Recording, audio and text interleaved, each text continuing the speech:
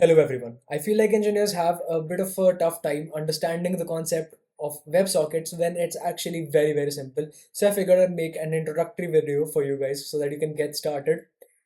Without further ado, let's start by defining what these WebSockets actually are. The definition is a little wordy and it says that it is a protocol for bidirectional server-browser communication. Let's write that down for you. Excuse the bad handwriting. But what it simply means is that it is a protocol, like how HTTP is a protocol for communication for transferring data, for bidirectional server browser communication. Bidirectional means that there is a connection established between server and your browser or a client, any client, whether it is a mobile app, and for communication between them. So what usually ends up happening is that a client makes a request to the server sends it back, and that's your average connection. The server can't directly send your data via an HTTP request to your client unless asked for. This changes that particular concept. So let me start by drawing some comparisons between what we already know and what WebSockets actually are. Let's start with HTTP. What is it in comparison to WebSockets? So in an HTTP situation, a client, let's call it C, makes a request to your server. So step 1 is your request. Step 2, server processes this request. Then step 3, server returns your response. And that's your simple HTTP call. So what do WebSockets do differently? We will get there, but before that, let's go one step further. WebSockets is 4 steps ahead of us when we are talking about HTTP. The next step over here is a concept called polling. So that's POLLING, polling. What does polling do? Polling says that, okay, you know what? If there is a bit of data that I'm looking to get from the server, let's say there's chat messages, which I want to display in real time. What I will do is I will send a request from my client, which is this one over here. That's your client, that's your server. So I will keep making requests to your server. Do we have any more messages? The server, if it has messages, it will return the messages like this. And that's great. And even if it doesn't have messages, the client will keep on sending more requests. And the server, if it doesn't have data, it will simply return empty data. So it could be empty, it could be some chat messages in our case. But the client will repeatedly keep making requests to the server whether it is data present or not.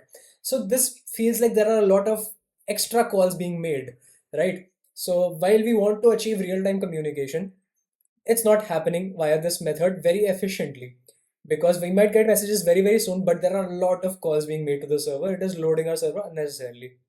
So we want to avoid that, which brings us to the concept of long polling. So long polling is different from HTTP requests and the concept of polling in general, in the way that it doesn't make repeated requests. It makes one request over here, establishes the connection between the client and the server. It keeps the connection open. So connection over here stays open till the server has a response to send. So the client asks the server, are there any messages available for me to display to my user? The server keeps the connection open. As soon as it has some messages over here, it will send them back to the client. And that's how long polling works. Now, this is a good way to implement chat messages if the scale is pretty small, because what ends up happening is that either the connection stays open or you can configure timeouts over here, which was not the case in case of polling, because polling kept on making requests and kept on getting responses, empty or not. In this case, you can keep a connection open for, let's say, 30 seconds. After that, you time it out and then reopen another connection instead of keeping this one open in perpetuity. So that is how you perform long polling. And data may be empty, data may time out, whatever it may be. That's how this long polling works. But even then, we are still making repeated requests, establishing newer connections, just managing a lot of logic when we ideally shouldn't. So we go one step further, and now we reach the concept of WebSockets. So WebSockets solved the problems that the previous solutions had, in the way that in this case there is a connection established between your client and your server. This is the connection. It stays open all the time. Right? Let's put it in a different color. It stays open as long as it can stay open, unless there is a network failure or something else. It will stay active. Then this has a full duplex setup. So if you've studied computer science, you would be familiar with this term. To put it in simple words, this connection works both ways between your client and your server. It's not that only the client can send messages to the server or the server can send messages to the client one way. Both can send messages to each other. It works asynchronously. So it does not block your main threads, especially if you're making a JavaScript application where there is only one main thread. This can work in the background that way. It is known to have less latency because in the previous solutions, whether it is long polling, whether it is polling, whether it is HTTP, you establish a connection, you get a response, you close the connection, then you re-establish it. That is not the case in WebSockets, because over here, once established, it stays that way. So there is less overhead when it comes to your network. Lastly, you can have independent and simultaneous data transfer. What do I mean by that? That means client can send data to the server can send data to the client, irrespective of what the other person is sending. So if the client is sending something, the server is not concerned. The server can send their own data, irrespective of whatever is being received. And both of them can do that at the same time as long as the hardware has enough bandwidth. So that is one of the reasons why WebSockets are used. That is essentially what a WebSocket is, to be specific. So we need to now know how is a connection established when it comes to WebSockets. Because an HTTP connection is simple. You simply call the HTTP URL from the client to the server, and that's it. What ends up happening in WebSockets is that, like we have HTTP colon double slash, we have WS for WebSockets. So the client tries to make a handshake with your server. So step one is your handshake. Client tries to make a handshake with the server, tries to establish a connection with your WebSocket protocol. The server, what it does is it checks whether its API supports WebSocket protocol or not, because not every service does it, right? It's not obvious that a service may use WebSocket. It may simply use HTTP only. So it checks and acknowledges if the protocol exists. Otherwise, it will simply return 404 or an appropriate status code.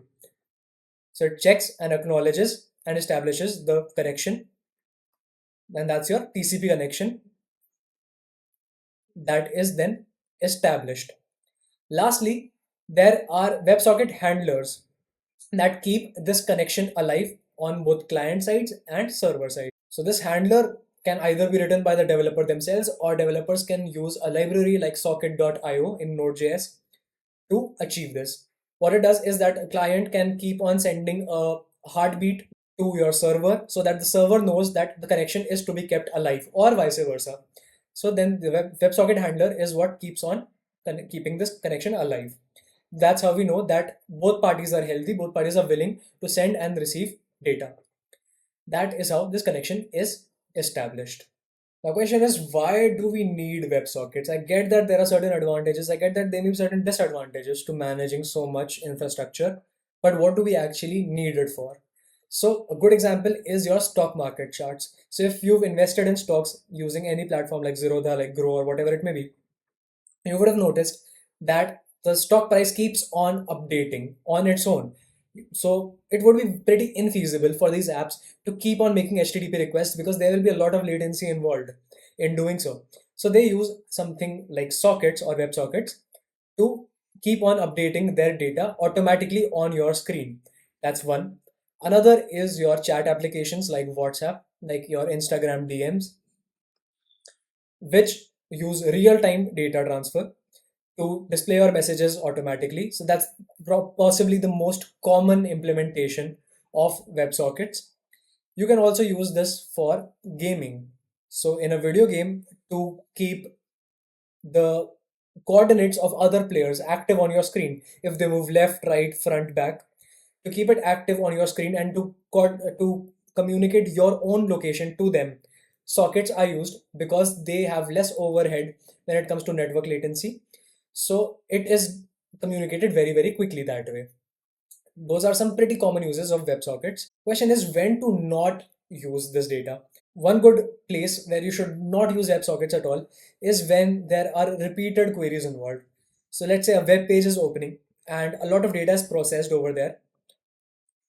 Every single time a user lands on that page, do not use WebSockets in that particular case. Use your simple HTTP calls. That is more than sufficient, more than capable enough to handle that operation.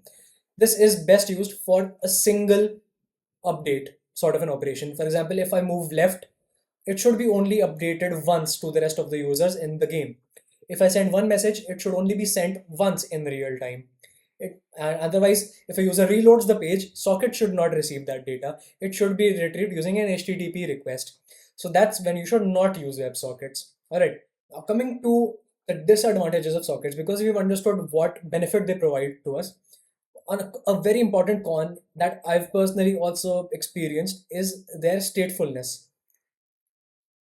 So this needs to be managed separately for your application. What do I mean by this? Statefulness means your client data, your server data, basically the IP address of your client, of your server, or if let's say you're talking about chat rooms, the data of the room that you want to broadcast some messages in, or if it is a one-on-one chat, then a particular identifier for your particular user so that messages are sent only to that chat and not some other chat. That sort of statefulness needs to be managed at your app level. It should be implemented in a custom way based on your logic. So that's one thing that makes WebSockets slightly complex to understand and implement. That's one thing. Another is connection recovery. So WebSockets are notorious for failed connections, especially if your server is not robust enough. So if it restarts, the connection goes. If it times out, your connection goes. So you need to manage connection recovery and retries manually, or you can adopt a reliable library for this. Like I mentioned, there was one Socket.io for Node.js. You need to use something like that to manage connection recovery so that you don't have to implement it on your own. Otherwise, it can get quite complex. So those are some cons of using WebSockets. Now moving one step deeper. What is a socket connection made of? So it's namely two things. One is your IP address and the other is your port. And this information needs to be stored at your client and your server side. So example, this is the rest of your application. Let's say this is your browser. This is your socket handler inside your browser. Similarly, this is your server.